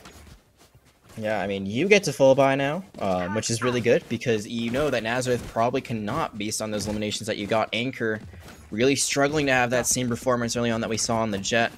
I do like this pick with the Judge. I feel like a lot of the time we talk about Jet and how the operator is her best friend. Well, it's the same way with the Judge and the Blast Pack because you can just run and gun very easily with this semi-auto shotgun. Take lamps very quickly, U-Haul, if you want. We'll have to see how they play it because at long range it is virtually useless. They also have to get a Spectre. So Nazareth, they win the rounds. There it is. The double satchel in towards U-Haul, and it's exactly as you mentioned, Jag. That is why it's her best friend. Basic also going to go ahead and get involved, takes down Curious George. And, you know, isn't it poetic? Isn't it lovely when you see your point come to life like that? That's going to be very strong security as we enter this post play. It's a 5v3. Only one player from Nazareth is even remotely damaged. Engineer killed. Kean, it is nothing but bad news. Enemy remaining. They're just running into Anchor. Talking about ultimate point farming as well. Anchor is doing a good amount of that. They have their showstopper available. And I think, before I toss this back over to you, Jag, we're probably going to be seeing dueling showstoppers heading into round number 5. Oh, we didn't get to see dueling offs, but dueling showstoppers, that's going to be a one-hit wonder, no pun intended. I think one thing to really think about in the last one was I was expecting a full buy from Kean. Instead, it was kind of all over the place, and I realized at first when their Brimstone only had a classic, so I'm not sure what that was about. Maybe they were trying to save for this one, maybe anyone who could spend did. We're going to have to see exactly how that really ended up to be as this economy kind of unfolded. It does look like it's going to be a bit better now for everyone. Yes, there it is. So it's very intriguing because usually the round after the bonus is when you expect it to be equal. Now it's actually all tied up. This is the round after the bonus. And it kind of just throws the whole game and economy in flux from what I'm expecting. But it means that we could see a very close game once again. The fact that it's kind of already neck and neck this early on. Ultimates are pretty equal on each side. Very fun to watch. Whoa. Oh, boy. That's brutal. Gonzo, I mean, I don't blame them there. That was a bit of a tough shot to hit. Curious George, I mean, just slaps them away. That is brutal. Nazareth down, but not out a player. Once again, that double satchel from Anchor is what I'm certainly keeping my eye out on. That showstopper could be big news for them. And it seems Seasai, those are smokes, I believe. I don't think it's exactly the Brimstone ultimate that Perhaps they could be messing with next. No orbital strike for now. Void Storm could use that easily to deny the spike plant though. So I think it would be in Kean's best interest to play off-site and go for it instead, especially when there's a Viper's Pit in play. Nazareth, they are committing so many tools just to getting on site here, and it is going pretty sour so far. That will change a little bit as they find 2 kills to even things up, but this is where the ultimates from Kean are going to be starting to come in handy. Orbital strike out. They need to start building space off of this. They're doing a good job of it. Trading players left, right, and center, but that spike is only now getting down. They're going to have to burn a lot more time, and Diane still has her showstopper online as well. Smoke's available. Keep that one in mind for Kean. But as they enter this Viper's Pit, things will get increasingly concerning. Ceramic getting on dangerous edge right now. It could go down at any second. There's Diana's showstoppers in. It doesn't find anything. Diana still desperately looking around for a kill, but nothing will be found. Anchor and Ceramic, not only do they keep the dream alive for Nazareth, but they waste so many ultimates for Kean. Look at their ult eco. It is demolished. Yeah, they had 3 going into that. Now all they have is the 1 lockdown. And Hunter's Fury not too close to being online, at least over that halfway hill, but still a good way to go. 3 points needed for each of those ultimates to come back. So you trade 1 for 2. Yours finds, or you find, excuse me, 2 for 2. You find value on both of them. You get 1 kill of the showstopper. Your Viper's Pit mitigates their showstopper because they thought they knew where they were. Instantly they run away from that location, and now you're going into what's going to be a save round, 2 for 1. But some cheeky business done by players like CSI. I really like the kind of aggressive approach they were taking. That is where you can see the stiffy, used to full effect though. Spike planted. Touch on that later. Diana's actually made this into a real possible round. Great one-tap with the Sheriff. We're in a 2v2. Things could honestly swing either way. Thunder 12. They're going to be walking through here. If they win this duel, it would certainly be in their favor, but no, not quite. Diana alone against the world. That's left on towards top of the APC. Gets their 1, but not the second. Ceramic once again coming in clutch here. It was a Viper's Pit before, and it was a nice shot this one. Nazareth take a 2-round lead. 4 in a row for them, too. Yeah, that's 4 in a row. That was dangerous. I mean, it's unfortunate for Kean you don't win the 3rd round. That could have been a huge momentum turn. You would even things up. But the fact that you get 4 elims there is huge. I mean, you see that Nazareth, they can full buy here. Ceramic in particular looking very strong after surviving the last 2 rounds. But they're able to, edge that economy out a little bit more, make it a little bit harder for them if they start to bounce back themselves. And beyond that, I mean, you get the full buy this time around. You don't get to keep any weapons yourself because everyone ends up falling, but at least you're taking something away from the enemy. I think you got to get ultimates out here because Nazareth, they've got 3. They got Tour de Force, as well as a Hunter's Fury, as well as the Brimstone ultimate. So you really have to get them to force some ultimates out, like they force you to use them on your losing round. Even if you lose the round, you're just getting something. You got to make it start to happen because snowballing could start to really take hold here if Nazareth can run away with this. Yeah, this is a really big swing round like you talked about for Nazareth. I don't think it's a bad idea at all if they start committing ultimates just so they can really have that security that they can keep this economic advantage. They can successfully make life more difficult as a whole for Kean. Aggro smoke in over towards Hookah as well. I like to mention that. That's a little bit strange, right? Usually you don't see smoke pushed up this much. You kind of give up a bit more space to the attackers, but this is like a constant threat for Nazareth now. They're going to be afraid to push in, and look at how many players are committing towards this one area alone. They have 30 seconds left to taking over Hookah. Spike is here as well, so it seems to be their final destination. Basic, gonna go ahead and still withdraw towards long here, but it's a bit of a staggered push, and that is a killer for them. CSI, Curious George both finding kills, and if you go in at slightly the wrong time, things like that are going to happen. Anchor just barely going to get this spike down here, and his position is revealed entirely. Now the kills need to start coming in from the defensive side. There's one. Thunder gets his as well, and Anchor, he does it to himself! That's beyond a Rosa ult, that's a 1G ult! Kean are going to be able to win the round off of it, that showstopper. In fact, it was more of a detriment for Nazareth. That is painful. That is the only way you can describe that one. I have not seen many instances where someone has blown themselves up but that has to take the cake as one of the most unfortunate, because that was a round they went into. They were losing numbers. It was a 3v5, and they were actually turning it. But because of that own elimination, it just came down to a 1v, I feel like 2 or 3, and all of a sudden that swing round, Kean able to swing it back their way. Nazareth still can buy here, which is the biggest thing. I think someone might have to buy for Gonzo. And I think we get to talk about this a little bit more. We haven't had really the time to think about it, but this chamber has not looked nearly as effective on Vines, and I think that's not surprising considering there's no mid to control, and also they're in attack. So your Headhunter, your Tour de Force, you're peeking into them. They're not peeking into you, and a lot of the times when you're the one who's trying to make the moves on chamber, you're going to end up losing that duel.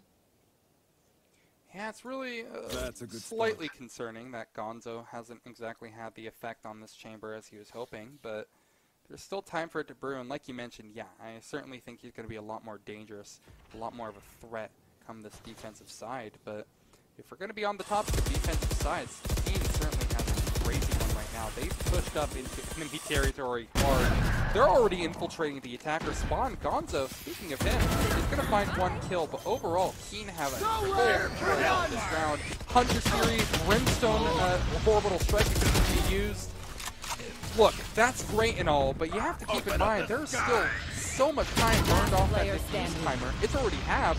If you just keep one person from Kean on it, this will probably be the round dusted, unless Basic has something to say about it. Low HP on the second player. There's no way Nazareth are going to snatch this round away, but they do. Basic makes it look just incredibly easy.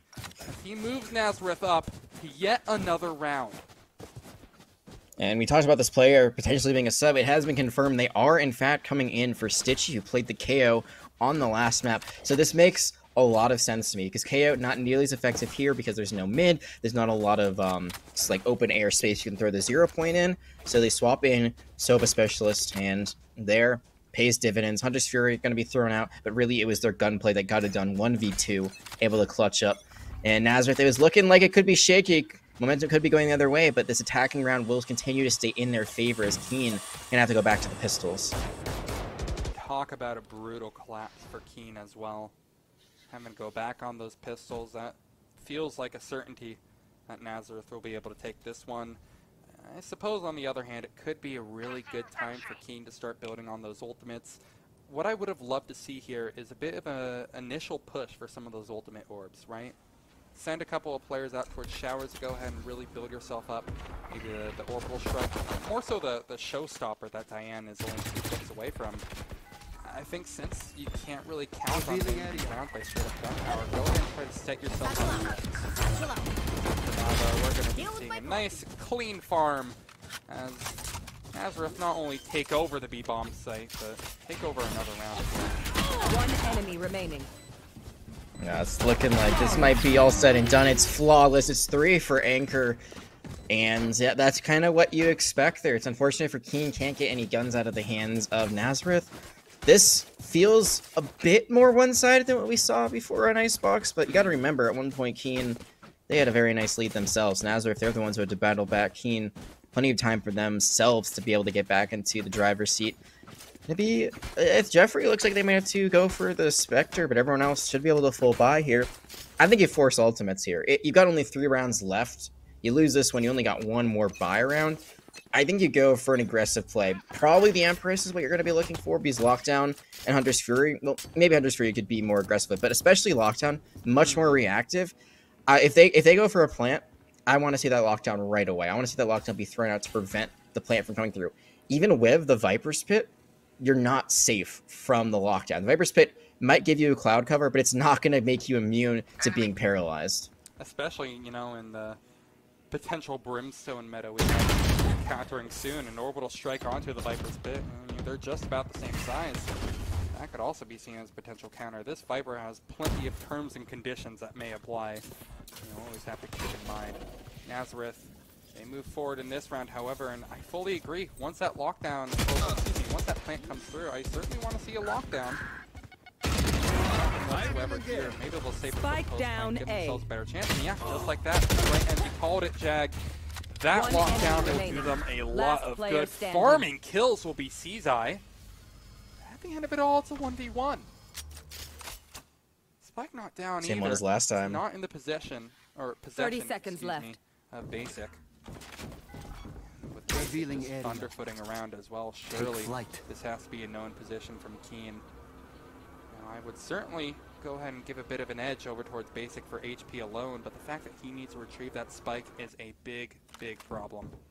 He's going to need to gun for it. 10 He seconds can't win left. this out by a fight at this point, so he'll grab it. Seaside starts rotating all the way now. Basic. Timing. Yeah, stick it. Has to stick and get it. Low HP, and Basic will find the kill. Another clutch. Nazareth. I mean, really, just kind of giving me the vibes of what we saw from Kean in map number 1. Just small plays to barely inch out another round, and Kean have no answer for it. That's so unfortunate for Seaside too. They almost had the perfect amount of timing, but it's very similar to what we saw in the previous round when it was just them two left. I think 2 rounds ago to be specific. Right, yeah. Seaside took so much damage previously and like in other engagements that it's just so difficult. You got to go for the perfect headshot. You got to catch them off guard, and it was just enough time for Basic to be able to move up where they were able to get the gunfight they wanted. And now Kean again back to the drawing board of going for light buy, but this judge. For one, that's all it'll have to be. Not really too much that you can expect out of a position like that, especially when you have absolutely zero backup to speak of. And that's sort of where we can start maybe having a discussion about the type of setups that we've seen so far from Kean. They haven't exactly been flawless, but apparently Enemy this remaining. is a force buy, mind you, from Kean. And yet they find themselves in a 3v1 situation. Gonzo left to do it all alone. Against some subpar equipment, that drone surely has spotted him. Makes things incredibly rough. Still found, knows exactly where second and possibly third are. This is winnable! Give Gonzo a chance and he'll take it. Trademark out as well. Go ahead and find out a little bit of space, but Seaside, the man we were talking about, the discussion point at hand, will inch out around for Kean. Last round before the talk switch. about a number of opportunities that Seaside just hasn't been able to capitalize upon until now. Finally, it's starting to work out for him. Third time's the charm, and I mean, we saw what happened with Nazareth last time. They get one round near the end, and all of a sudden, feels like they're back in the swing of things. They're back in the game, and they end up winning the last map. One more round before halftime. Kean's able to get one here. It means they win the pistol. They win the round after that. They're all tied up. They lose this. Well, it's a bit more of a deficit to overcome, but definitely not improbable. And the good news, they have ultimates, not just Fury, and they're going to go for it. Yep, this is where you're going to see what is known as a chaotic round where I cry for the observer who has to spectate multiple ultimates. It is going to be a nice fireworks fest. And Nazareth, looks like they're the organizers of the event. They're the ones having a good time. They're actually on the verge of making this a flawless round within just 20 seconds. Welcome to Awesome Games Done Quick 2022 Valorant Edition. 4-8 is what it will be. And Nazareth looking damn good. Yeah, I mean, they keep the last round away. They give one up near the end, but not at the end, which does, I think, play a difference, at least momentum-wise. It means that you're able to win the last one before the side swap. And I think one thing from Nazareth, you know, they play the pistol rounds a little bit more loosey-goosey, which I think is why they gave up that thrifty. I mean, they kind of just went in without really checking corners. They didn't really clear the site. That time, they just ran in, but they were looking everywhere when they did it. I mean, you saw how Anchor peaked with that showstopper. Looked on point, looked to the left, looked at 2 trees, found them near trees, was able to get that elim secured, actually because they ran them into the tour de force. It wasn't the showstopper that got it done, but if they play every round like that, like, they should have this in the bag. But again, Kean, we know that they take advantage of those opportunities. That's how they won that thrifty round. And also going to be looking for Headhunter. Spike down, B. Clean as well. This is where Gonzo can really fire, Jack. It's something you talked about, right? This chamber, not nearly as crazy as it can possibly be when on the attacking side. Gonzo shows off exactly why he's a force to be reckoned with. Had a bit of a hard draw, you know, in a couple of those rounds, just barely losing out that 1v3 clutch, but he's been an incredibly solid member of Nazareth so far. Glad to see him finally maybe more in his element. And speaking of other players that are a little bit more in their element, it's Voidster who I'm going to be keeping my eye on. What are his initial reactions to this push? Maybe Ceramic's going to answer that question a little bit better. as they're fed one kill and Kean triple teleport over towards the other side of the map. This is being picked apart, and really, all we have to say for it is Kean, good luck. You're in a 1v3 Thunder, and I'm pretty sure Anchor at this point is just hungry for a knife. Ceramic will deny him of that fun opportunity. Nazareth continue eating good. They do indeed. And you and I talked about this before. You know, Gonzo looked very efficient on Icebox. Wasn't like the star player by any means, but really played good angles with just like the abilities with the tethers. Here, this is where we expect him to really pop off, because we talked about this like really early on their attacking side. Defense is a much better position for Chamber, especially on this map. If there's a mid, like I would say Haven would actually be a really good attacking map for Chamber, just because he can kind of teleport around the map. He can play high ground, he can just go for a headhunter, play early on, but now he gets to set the angles, and then he can just teleport out. You saw how picture perfect that initial engagement was to get that opening elimination, gets the headshot, gets out, and probably going to be looking for it here too.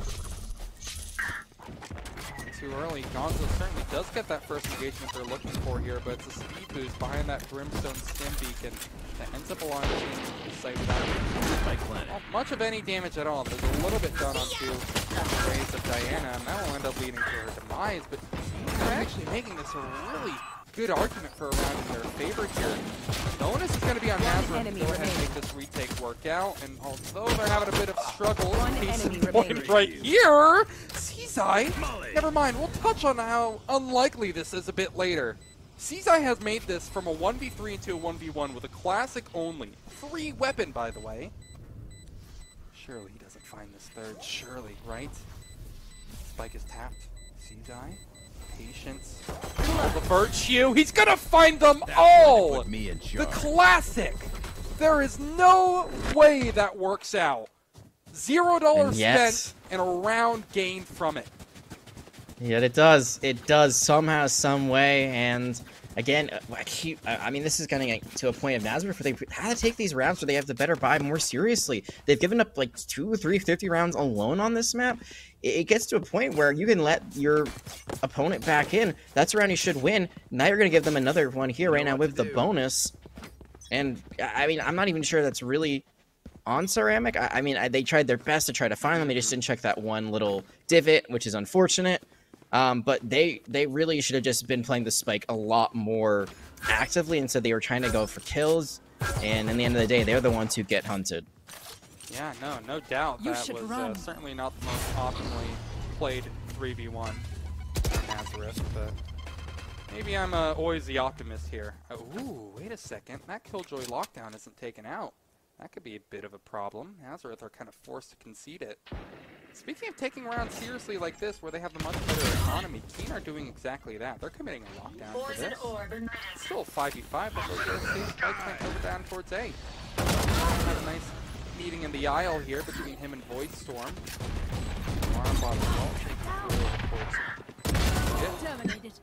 Really nothing to write home about from this one, but I think it is interesting to note kind of the differences that we see, the sort of mentality that is brought into eco rounds like this, against eco rounds like this. They certainly do take it a lot more seriously, and the results will be very, very apparent. A flawless one as Kean move up to 6.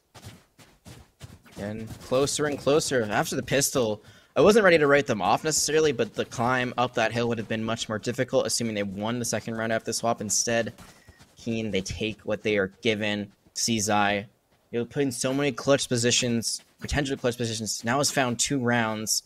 Could have gone the other way very easily. And 3 rounds away, not too shabby, but you've got to really make this comeback work. It has to be right here. You got to deny them double digits. You got to deny them any eco, because this is a full buy, one that could go back and forth. If you lose this, Voidstorm lucky to get out there with their life. Really interesting entry done here by Nazareth. Not a fan of it whatsoever, and much more on how Anchor managed to make that one work. I am just going to need you to break that one down for me. But I think the big thing that just happened there, since we're already past the chaos of this initial round beginning, is that Nazareth, they're insanely prepared for this early pace. They had the right setup for it, but more so, again, it was very disjointed by Kean. They had their Killjoy entering in, and they were completely isolated by the time they made contact with the players up short. That sort of thing just cannot happen. Kean punished entirely. Nazareth surely will be able to win this one out. There's no way there's another 1v3. That'd just be ridiculous. Oh, you never know. You never know. Remember the 1v3 incident? It was that one time. It was a stormy night. Serious George was pushing up. He killed the trademark. 30 seconds Got left. killed behind it. Started like One this. enemy There's no remaining. way. There's no way he actually makes it work. He picks up the spike. Curious George. Now you're making me curious if you can actually win this one out. 18 seconds to get the spike down. I thought it was just a fable, just a fantasy, but you're actually making this one real. Moving over towards long. No, he's actually faking it out. He's thunderfooting over towards, all the way towards Halls, I believe it is. Yeah, no, he's committing towards this. He's going for the full wraparound. Ceramic, what's your move? No idea where you could be located. You're looking around, head on a swivel, but you're looking the wrong direction. Curious George, a 1v3 again? Kean, they can't keep getting away with this. I feel like you said that before, and yet somehow they continue to stay alive. They continue to make it work. And what I don't understand about all of that is that they knew exactly where Curious George was coming from, too, because the trademark was destroyed, so they knew exactly what angle they were going to be at, and yet they continued to peek into it one by one. There's two ways to play that. Either you go in all at once, just overpower, or you play so far off of them that you just wait for the plant and then you go for the retake later. Either is fine because you have better numbers no matter what. This was just not how you want to play it whatsoever. It was certainly egregious.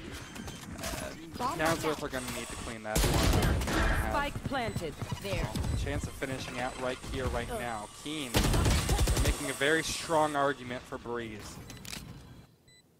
It's a 5v2. Last player standing. 4v1. We can all count as much as we want, but really, when it comes down to it, it is a wash for Kean. Standing ahead. Get your exit kills. I don't think they're going to have an argument against that, but he doesn't exactly have the space, doesn't have the real estate to make this round happen. He realizes it as well. And he'll go down before any further damage is done. Kean, now within a 1 round difference of Nazareth here. This is absurd. So many opportunities thrown away by Nazareth. This is their next chance. They have ultimates in play. That Viper's Pit that they have over towards A has been sat on for way too long. It's about time for them to start utilizing it. Something aggro down short. That's what I want to see. Yeah, realistically, this should be 11-6 right now in Nazareth's favor, but 2 3v1s somehow, some way, not going the way. I've got to say that I think the one that was most impressive was on the classic buy only from CZI. The other one, though, I mean, it's still very impressive considering where they were in the round, how they got the spike down, how they were still able to walk all the way around. Ultimates will come out. Hunter's Fury, not going to get much of anything. Just going to be thrown down B long, and no information gained from that either, but they do see the recon bolt. No space created off of it either, which is perhaps a little bit more egregious. That just cannot happen. You can make something off of your ultimates that you're committing here.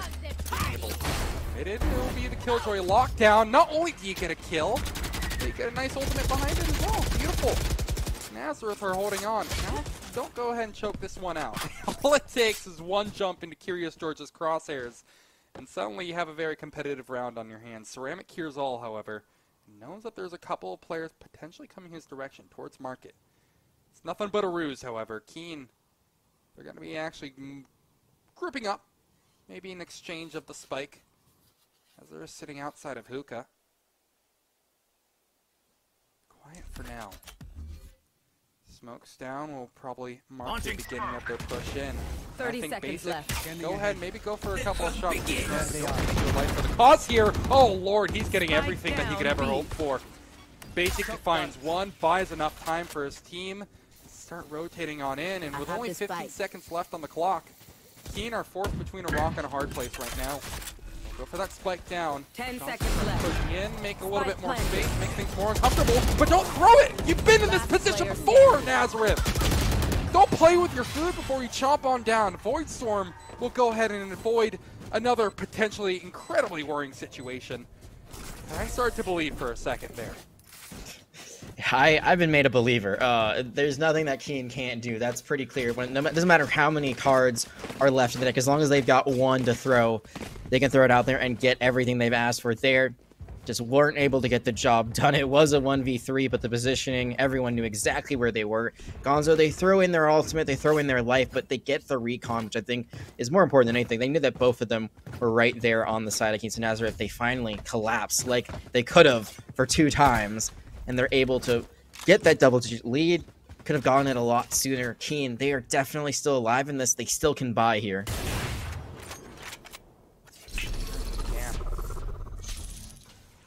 Of the round will go much like we've seen a couple from Kean previously. Only thing to note this time around is that they have a lone lurker over towards B.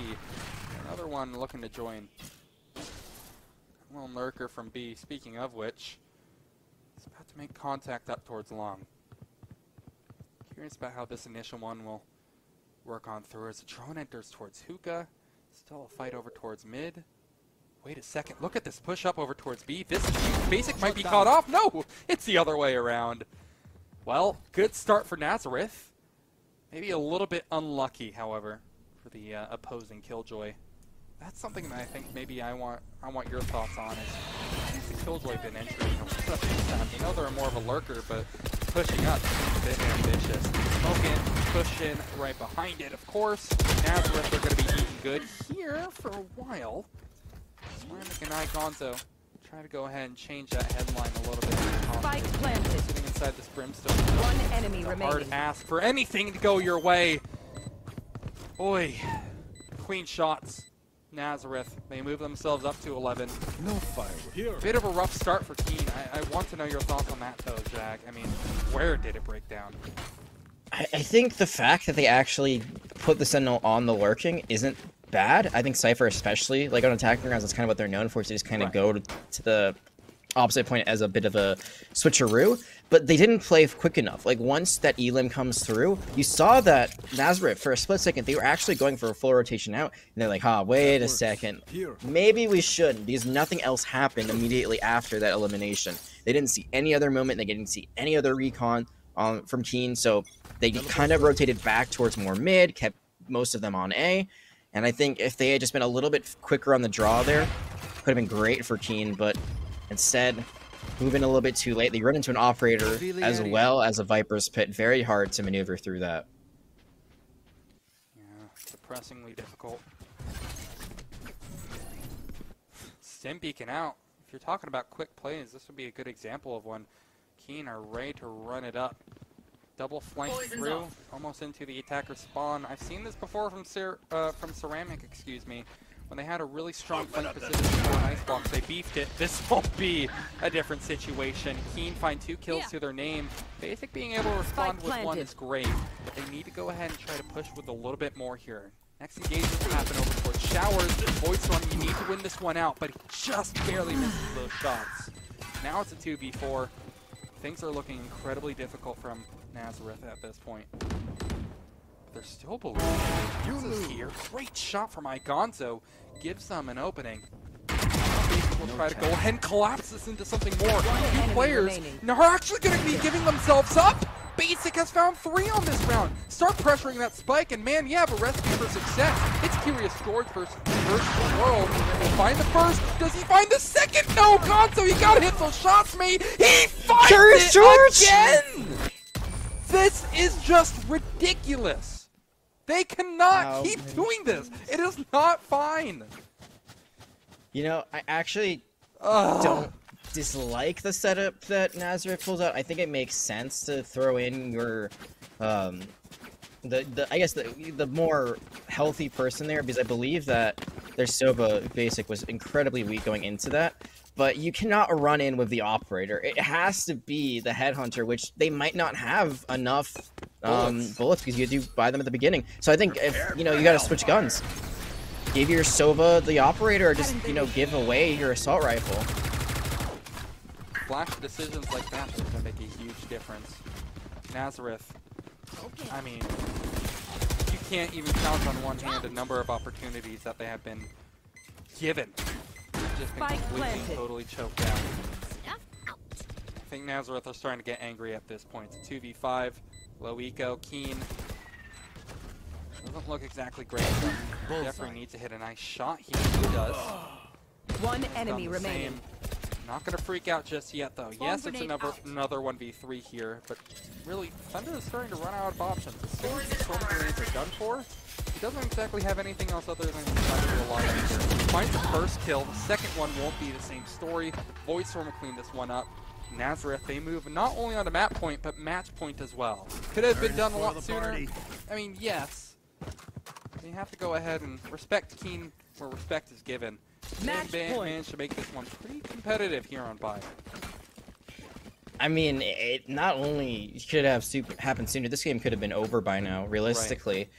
And one thing to think about is the economy for Nazareth, you know? They lose 3 people there. It looks like they will just have enough to get everyone full weaponry. Kean, not the same story. They're going to have to force buy quite a bit. Thunder looks like they're trying to make a decision. Light Armor and Guardian's going to be the move. A Spectre, and then a 2 Phantoms and 1 Vandal. So not the best kit in the scene, but you got to think about ultimates. Showstopper, Lockdown, Hunter's Fury. You don't want to throw all of them out the window just yet. You don't want to, you know, you want to have something left for potential next round. But at the same time, if you don't use something here, you might not even have a next round to go with. Exactly. That's sort of the, well, the unfortunate nature of being down 3 rounds like this. So you have to go ahead and give it your all every single round. Here's Georgia certainly doing that. He's found a really important entry. That's not to the Viper. You know, again, keep in mind, they've been kind of floating this Viper around a decent amount, but their home, for the most part, has been over towards A. The fact that they're down is that, for some reason, they think it's their best interest to go over towards the B-bomb. They still have another smoke character that they need to worry about, not to mention the fact that Anchor Spike and, down, B. excuse me, oh my goodness, the Chamber, I'm forgetting his name right now. Gonzo, thank you. I'm terrible with names, but certainly I'm going to be remembering his name after this game. He has done his due diligence in farming. I mean, I think this goes back to what we talked about before of the Killjoy. Lockdown should have used it as initiation instead. First one out the gate, first one to fall, and what was a numbers advantage for them. Now they're at half, 2v4. Do have 2 ultimates to use, but Showstopper, really not going to be great about any information about where people are. And Hunter's Fury, not going to be even used as Gonzo. 3 to finish it out. And I got to be honest with you, I'm not sure what we just witnessed, because although it is going to be Nazareth walking away with a victory, I feel like, you know, Icebox, that was just a very close map. Like, It was played great by both teams overall. Binds, very, very messy. Mm-hmm. I mean, yeah, no, I think you summed it up more succinctly than I ever could. It was not the cleanest. But, you know, it doesn't always have to be, right? These are important games for these collegiate players to get their reps in. You can't always expect, you know, to see world beaters. You can't expect to see, you know, a Gambit Esports versus, I don't know, Optic or something like that. Sometimes you are going to have these scrappier games, these not-so-clean games, but that's sort of what makes it fun, right? It's important for them to get those reps in those ways, and yeah, Bind is certainly one of those that they need to start smoothing out the edges a bit of, because it was a bit of a roughie. That being said, at the end of it all, it will be our boys over at Nazareth winning it out, and it's well deserved by them, because I think despite the big oopsies that we saw, they were the better team today. Yeah, absolutely. And I think one thing that I'm forgetting about, honestly, is that this is a new meta. You know, this is a Brimstone meta that is now developing on a lot of maps. Astra, no longer there. And the way you play around Astra, I mean, I think one thing that's going to be really miss is her ability to just use the mini graviton, be able to just, you know, have everyone be kind of stuck in one place under her nebulas. So, or her stars, excuse me. So I think, you know, Brimstone, very different kit, less global, but definitely the stronger primary smoker, I would say, right now in the game. So I think because of that, there can be a lot of disconnects where Astra's been meta since she came out, essentially. It's been months, almost a year, I think, you know, where she has been the primary go-to except for Viper, you know, on Icebox and stuff like that. Right. So I think we will see, as teams get more used to this, a lot more succinct play. It is also kind of crazy to think the fact that Astra, like, on release, she was more powerful than she was, you know, than ever before. Like, it is honestly kind of ridiculous how she got nerfed. People said, like, oh, I think Astra's done for, you know, she's bad now, and yet she is still insane. that was the Astra that we were just dealing with. And now I kind of like to think, yeah, no, she's been kind of beaten up a little bit here. She's maybe not exactly in the best place, but I wouldn't be surprised if she still has niche uses here or there. But unless do you have any final points before we maybe toss to a quick break to get set up for an interview? I think my final point is, I could really expect an Astra maybe like on Breeze. Honestly, yes. I think that's maybe where she get the most use, or Haven. I would say two of the bigger maps in the game. I think there's just a lot more areas you can find things happening on it. But other than that, I think we're good to show it to a short break. But don't go anywhere, folks, because we got an interview with one player from Nazareth in just a moment. The winning side, we'll hear from them and their thoughts on how that game went on the other side of this break. So see you then.